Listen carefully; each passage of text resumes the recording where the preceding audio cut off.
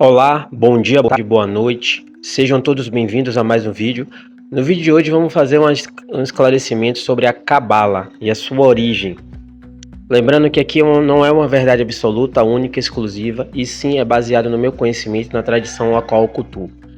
Então, para a gente falar da Cabala, precisamos entender a sua origem. Cabalá, de origem judaica, dos judeus. Então veja, é uma origem milenar, uma ferramenta de autoconhecimento, autoajuda, uma ferramenta de identificação e buscar aprofundar e entender sobre as questões ligadas aos planos físicos e espirituais e a todo o entendimento deste conceito.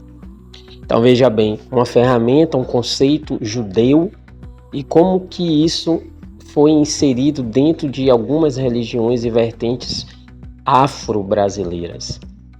Precisamos lembrar que nós viemos de ancestrais em que centenas, dezenas, milhares viveram de forma escravatória.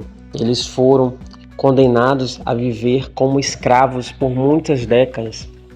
Há muitos anos atrás, os nossos ancestrais, eles sofreram um crime contra a humanidade, contra a raça, e foram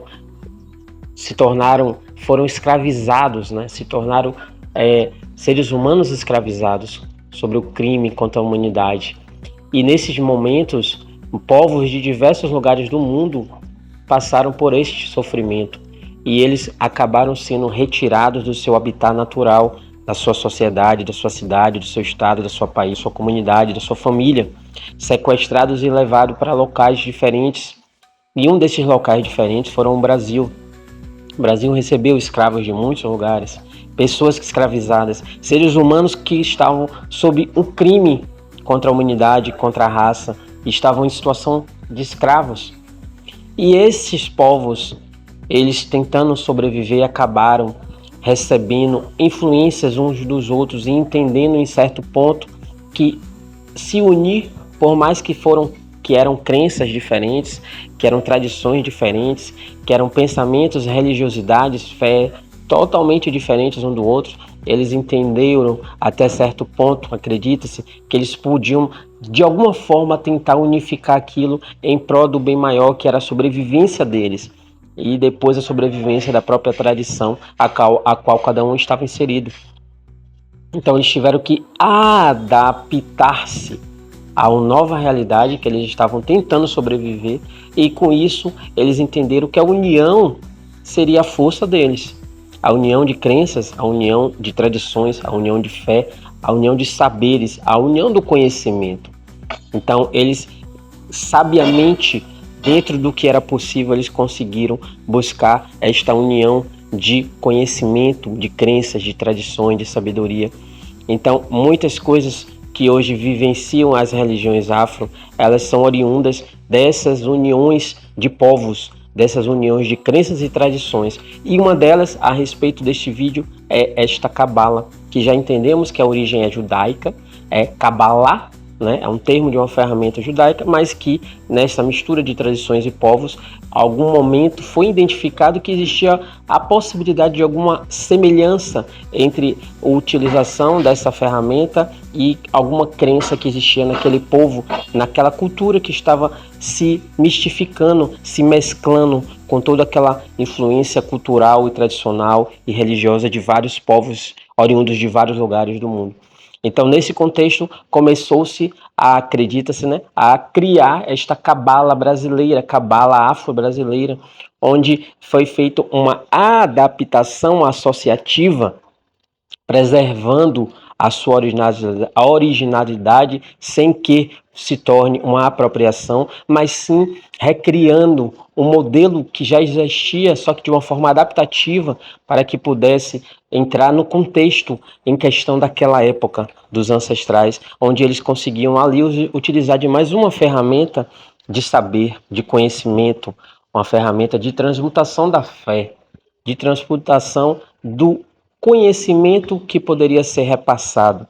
Então, sabiamente, eles entenderam que ali poderia surgir mais uma forma de manusear, de entender, de compreender toda aquela realidade e tentar transformar transformá-la de uma forma melhor. Então, assim, acredita-se que surgiu essa associação, essa adaptação entre a Cabala judaica e a Cabala, que são religiadas em algumas vertentes afro.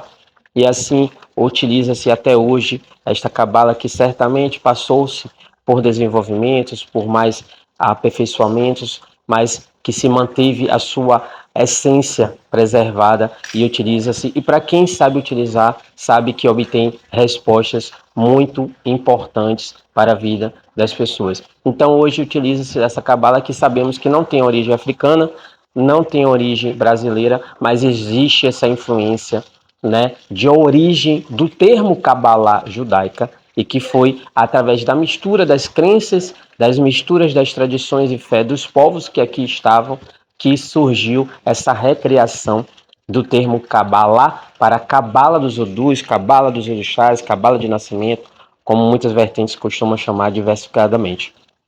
Então, este entendimento precisa estar claro para que entendermos que a nossa cultura ela é influenciada por outras culturas e assim elas recriam muitas outras tradições, a exemplo da religião candomblé, onde é uma mistura de povos. Quando a gente diz uma religião afro-brasileira de influência africana ou de matriz africana, muitas pessoas podem remeter essa influência africana a um local específico da África, a uma unificação da África, mas não.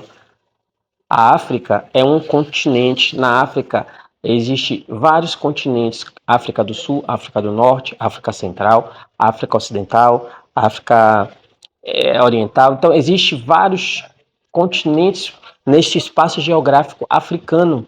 É o segundo maior continente do planeta. Então, veja bem, só daí você pode ter a noção da grandiosidade de culturas e tradições que pode existir quando a gente fala de matrizes africanas. Ainda assim, a gente sabe que tem mais de 50 países nesses continentes africanos. Os países têm seus estados, que têm suas cidades, suas comunidades, e, enfim, existe toda a diversidade cultural nesses meios. É a mesma coisa de você dizer que do Brasil, o nordestino é a mesma cultura do Rio Grande do Sul. Obviamente que não é, nem parece que estão no mesmo país. Imagine o continente, é a mesma coisa dizer que o brasileiro é a mesma cultura do argentino, do Paraguai, do uruguaio.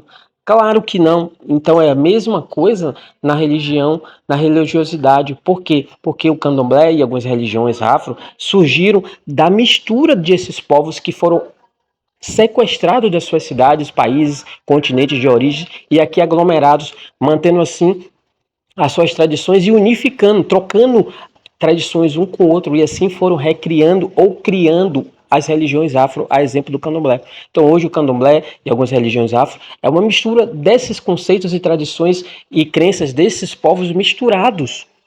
Então não há uma única forma. É por isso que existem divergências, diferenças. Essas diferenças não significam certo ou errado. E existe a necessidade de entender que essas diferenças significam união, unificação de povos, culturas e tradições a fim de sobreviver, e assim estão sobrevivendo até os dias de hoje, e depender de nós será preservado e unificado cada vez mais, pois a união faz a força e os nossos ancestrais já sabiam disso e assim com a união fizeram. das forças, tradições, culturas e do axé.